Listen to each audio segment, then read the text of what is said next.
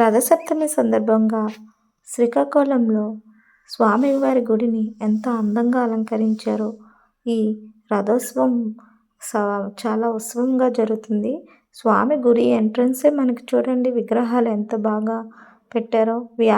వ్యాయామాలు చేస్తున్న విగ్రహాలు చూసుకుంటూ అలా నడుచుకుంటూ స్వామివారి ఏకచక్రధరం వరకు చూసుకుంటూ వెళ్ళి స్వామివారి టెంపుల్ చూసుకుని స్వామివారిని దర్శనం చేసుకుని తరించవచ్చు.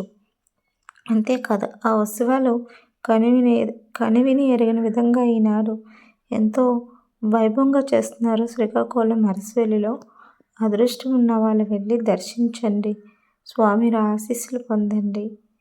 గుడికే వెళ్ళాలి అనుకుంటే వెళ్ళవచ్చు. గుడికి వెళ్ళలేని పరిస్థితుల్లో బాధపడాల్సిన అవసరం అయితే లేదు.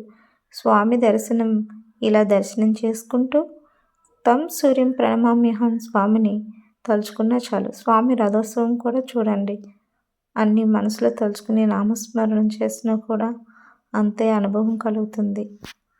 ఓం తం సూర్యం ప్రణమామ్యహం, ఓం తం సూర్యం ప్రణమామ్యహం, ఓం తం సూర్యం ప్రణమామ్యహం. ఆరోగ్య ప్రదాత, ఆరోగ్యాన్ని ప్రసాదించే ఆ ఉత్సవాలను చూస్తూ మనస్ఫూర్తిగా కోరుకుంది. వైభవంగా జరుగుతున్న సూర్యనారాయణ స్వామి ఆ దగ్గర శ్రీకాకుళం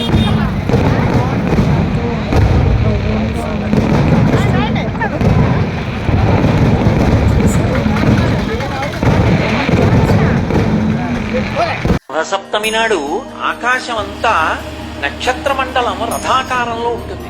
అందుకని దానికి రథసప్తమి అని పేరు. ప్రతి సప్తమి తిథి నాడు సూర్యకాంతి చాలా విశేషంగా ఉంటుంది.